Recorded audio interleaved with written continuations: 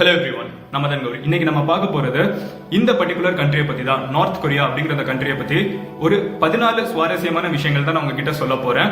And 14 விஷயமே வெகுவா இந்த உலகத்துல நிறைய பேர்னால நம்பப்படக்கூடிய விஷயம். ஏன் இது 100% சொல்ல மாட்டேங்கிற அப்படின்னு கேட்டீங்கன்னா, western media American media especially north கொரியாவை தப்பா காமிக்கிறதுக்காகவே நிறைய வதந்திகளை கிரியேட் பண்றாங்கன்னு ஒரு பெரிய டாக் இருக்கு. அதனால நம்ம கண்ணால போய் பார்க்கலங்கிறதுனால அதிகமா நம்பப்படக்கூடிய 14 சுவாரஸ்யமான விஷயங்கள் நார்த் கொரியா அப்படிங்கிற கண்ட்ரியை பத்தி கிட்ட சொல்ல போறேன். அண்ட் இந்த 14 விஷயங்கள்ல எந்த ஒரு விஷயம் இந்தியால இப்படி இருந்தா செமையா இருக்கும்னு தோணுச்சுன்னா அதை கமெண்ட்ல லீவ் பண்ணுங்க.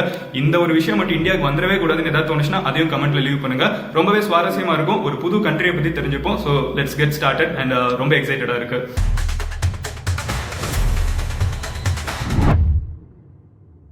நிறைய பேருக்கு இருக்கிற ஒரு டவுட், இது நம்ம சேனலான்னு. இதுவும் நம்ம சேனல் தான். ஓகே எம்ஜி ஸ்குவாட், இப்போ வீடியோ பாருங்க. முதல் விஷயம், அந்த வருஷத்துல இருந்து ஆரம்பிக்கிறேன். எல்லாருமே அதிலே ஆச்சரியப்பட்டிருப்பீங்களா, எப்படி அங்க மட்டும் 108வது வருஷம் இருக்குன்னு கேட்டீங்கன்னா, ஒரு சின்ன விஷயம் சொல்றேன். 15th ஏப்ரல் அப்படிங்கிற இந்த நாள் நார்த் கொரியாவை பொறுத்தளவுக்கு த டே ஆஃப் த சன் அப்படின்னு சொல்லுவாங்க. அதுக்கு காரணம் கிம் ஜோங் உல் அப்படின்னு சொல்லப்படுறவர் இதுக்கு முன்னாடி நார்த் கொரியால இருந்த தலைவர் பிறந்த நாள் இதுதான். அவர் பிறந்த நாள் தான் இயர் 1 அப்படின்னு ஆரம்பிச்சு அவர் பிறந்த நாள்ல இருந்தா அவங்க வருஷத்தையே கணக்கு பண்றாங்க. சோ அதனால அவங்க இன்டர்நேஷனலா நம்ம யூஸ் பண்ற கேலண்டரை யூஸ் பண்ண மாட்டாங்க. அவங்க கேள்வி கேட்க ஆரம்பிச்சாங்க, நான் ஏன் இந்த கேலண்டர் யூஸ் பண்ணோம், எனக்குன்னு ஒரு கேலண்டர் நான் ஏன் உருவாக்கிக்க கூடாதுன்னு சொல்லிட்டு எல்லாத்திலயுமே நாங்க தனியா இருந்துக்கிறோம் சொல்ற மாதிரி அவங்களோட தேசத்தோட தலைவர் பிறந்த நாள்ல இருந்து இன்னைக்கு வரைக்கும் அவங்க கால்குலேட் பண்ணி அவங்க வருஷம் என்ன அப்படிங்கிறது பாத்தீங்கன்னா 108 அப்படின்னு சொல்லுவாங்க.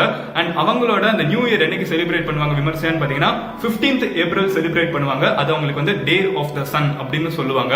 இப்போ அவரோட பையன் கிம் ஜோங் உன் அப்படிங்கிறவர் இருக்காரு. முன்னாடி இருந்தவர் உல் இருந்தாரு, இப்போ உன் இருக்காங்க. சோ இவங்களை இவங்க பிறந்த நாள் day of the rising star. இப்படி நம்மளோட சினிமால பேர் வச்சிருக்கோம்ல, தளபதி அப்படின்னு, அங்க தலைவர்களுக்கு அந்த மாதிரி பேர் வச்சிருக்காங்க.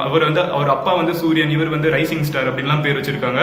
இதுதான் இவங்களோட நேஷனல் ஹாலிடேவும் அப்படின்னு தெரிஞ்சுக்கோங்க. சோ அவங்களோட வருஷம் என்னன்னு கேளுங்க, 108. ரெண்டாவது என்ன அப்படிங்கறது பாத்தீங்கன்னா, இவங்க நாட்டுல எலெக்ஷன் 5 வருஷத்துக்கு, உலகத்துல நிறைய பேர் நம்ப முடியாத மாதிரி 5 வருஷத்துக்கு ஒரு தடவை எலெக்ஷன் நடக்குது. நிறைய பேர் இது ஒரு டிக்டேட்டர் ரூல் அப்படின்னு சொல்லுவாங்க.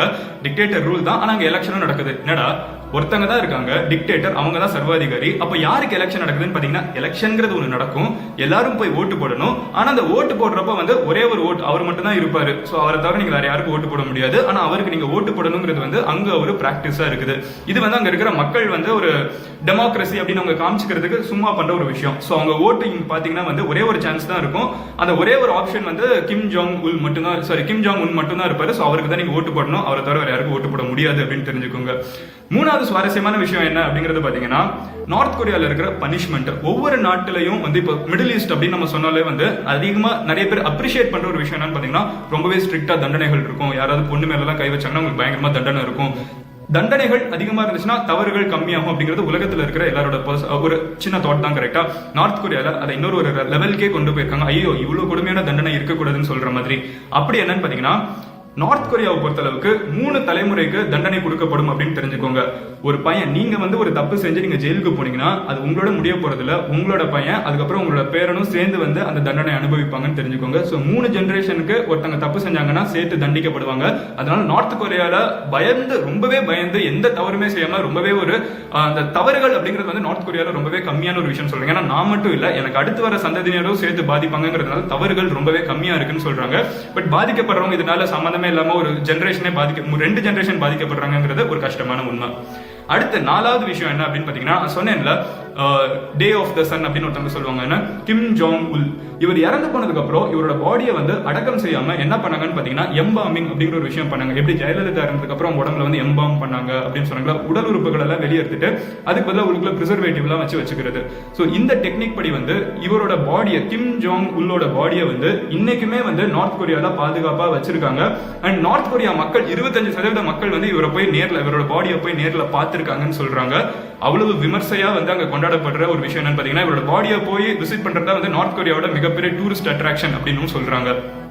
5வது என்ன அப்படிங்கறது பாத்தீங்கன்னா, பியாங்யாங் அப்படிங்கிறது வந்து அவங்களோட கேபிட்டல் சிட்டி. நார்த் கொரியாவோட அதிகமா டெவலப்பான சிட்டி வந்து இந்த பர்டிகுலர் சிட்டி தான். எப்படி நம்ம ஊர்ல வந்து நியூ டெல்லி சொல்லலாமோ, அமெரிக்கால வந்து நியூயார்க் சொல்லலாமோ, வாஷிங்டன் சொல்லலாமோ, அந்த மாதிரி அவங்க ஊர்ல வந்து ரொம்பவே டெவலப்பான சிட்டி வந்து கேபிட்டல் சிட்டி தான். ஆனா அந்த கேபிட்டல் சிட்டிக்குள்ள மக்கள் வாழணும், அங்க நிறைய பேர் வாழ்ந்துட்டு இருக்காங்க. ஆனா நீங்க அங்க வாழணும்னு நீங்க முடிவு பண்ணீங்கன்னா, வெளியூர்ல இருந்து உள்ளுக்குள்ள வந்து வாழணும்னு முடிவு பண்ணீங்கன்னா, நீங்க உங்களோட சர்டிபிகேட்ஸை போய் கவர்மெண்ட் கிட்ட காமிக்கணும். நீங்க உங்களுக்கு வந்து எந்த கிரிமினல் ரெக்கார்டும் இருக்கக்கூடாது, உங்க வம்சாவளியில வந்தவங்க எல்லாருமே வந்து நல்லவங்களா இருக்கணும், கவர்மெண்ட் வந்து என்னைக்குமே புகச்சிருக்க கூடாது, எந்த தவறும் செஞ்சு ஜெயிலுக்கு போயிருக்க கூடாது, எந்த பிரச்சனையும் இல்லாம ஒரு நீட்டான ரெக்கார்ட் இருந்துச்சுன்னா தான் வந்து உங்களை கேபிட்டல் சிட்டியில வாழ்றதுக்கே அலோவ் பண்ணுவாங்க.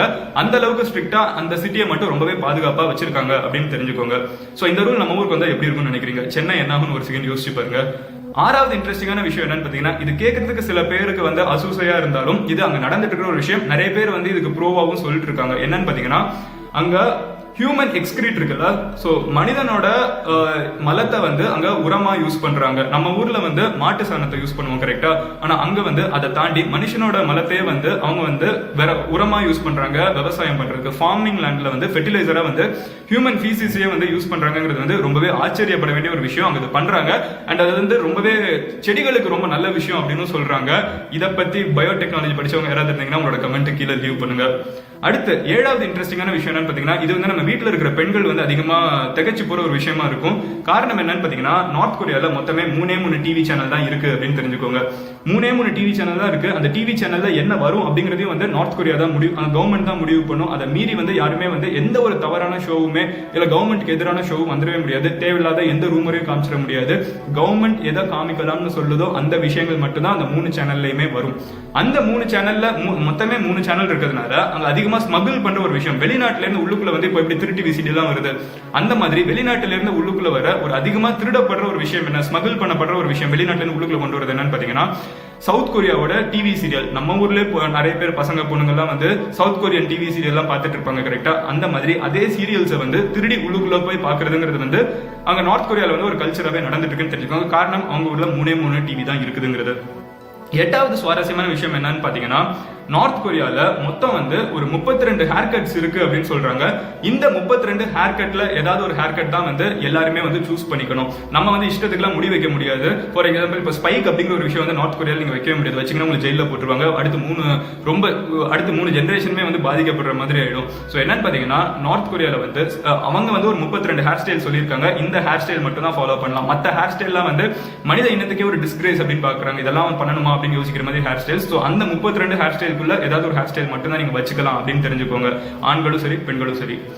9வது என்ன அப்படிங்கறது பாத்தீங்கன்னா, நார்த் கொரியால இருக்கிற ஸ்கூல்ஸ் இருக்குல்ல, அதை பத்தி ஒரு சின்ன விஷயம் சொல்றேன். நார்த் கொரியால 100% லிட்ரஸி இருக்குன்னு சொல்றாங்க. எல்லாருக்குமே வந்து முதல்ல எஜுகேஷன் அப்படிங்கிற ஒரு விஷயத்தை கொடுத்துறாங்க. ரொம்பவே பாராட்ட வேண்டிய ஒரு விஷயம் அப்படின்னு சொன்னாலும், அங்க வர்ற ஸ்கூல்ல இருக்கிற குழந்தைங்க வந்து உட்கார்ற சேர் அண்ட் பெஞ்ச் இருக்கும்ல, இதுக்கு வந்து அப்பா அம்மா தான் காசு கட்டணும் அப்படின்னு சொல்றாங்க. எஜுகேஷனுக்கு மட்டும் காசு கட்டினா பத்தாது, அவங்க உட்கார்ந்து இருக்கிற சேருக்கும் பெஞ்சுக்கும் வந்து காசு கட்டணும் அப்படின்னு சொல்றாங்க. இது வந்து ஒரு அமேசிங்கான ஃபேக்ட் அப்படின்னு வெளிநாட்டுல இருக்கவங்க எல்லாம் பார்த்தாங்கன்னாலும், நம்ம ஊர்ல இன்னைக்குமே வந்து டொனேஷன் அப்படின்னு கொடுக்க கூடாத ஒரு காசை வந்து ஃபோர்ஸ் பண்ணி வாங்குற ஸ்கூல்ஸும் காலேஜஸும் நிறைய இருக்காங்க. சோ அதோட கம்பேர் பண்ணாங்கன்னா அவங்க உட்கார்றதுக்கு சேருக்கும் பெஞ்சுக்கும் காசு வாங்குறது வந்து ஒரு மிகப்பெரிய தவறா எனக்கு தோணல. உங்களோட ஒப்பீனியன் என்ன அப்படிங்கறத கமெண்ட்ல லீவ் பண்ணுங்க.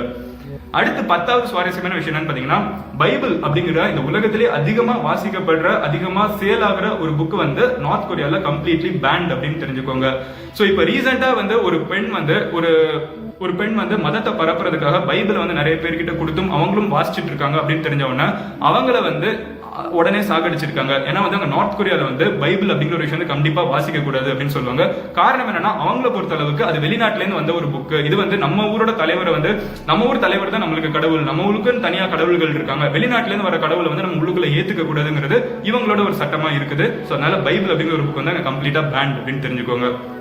11வது இன்ட்ரெஸ்டிங்கான விஷயம் என்னன்னு பாத்தீங்கன்னா, நார்த் கொரியால வந்து ஒரு பொண்ணை வந்து உள்ளுக்குள்ள ஒரு பொண்ணை வந்து ஜெயில போட்டு சாகடிச்சிருக்காங்க. அதுக்கு காரணம் என்னன்னு பாத்தீங்கன்னா, அந்த பெண் வந்து ஜேம்ஸ் பாண்ட் படம் பார்த்தாங்க அப்படிங்கிறது. வெளிநாட்டுல இருக்கிற ஒரு படத்தை வந்து உள்ளுக்குள்ள பார்க்க கூடாதுங்கிறதும் அவங்களோட சட்டம். ஏன்னா வந்து உள்ளுக்குள்ள இருக்கிற டிவி சீரியல் அவங்க வந்து, நான் சொன்னேன்ல 3 டிவி மட்டும் தான் இருக்குன்னு, அந்த மாதிரி ஒரு சட்டம் இருக்கிறப்போ வெளிநாட்டுல இருந்து ஜேம்ஸ் பாண்ட் படம் உள்ளுக்குள்ள வந்து ஸ்மகிள் பண்ணி ஒரு டிவிடியில பார்த்திருக்காங்க.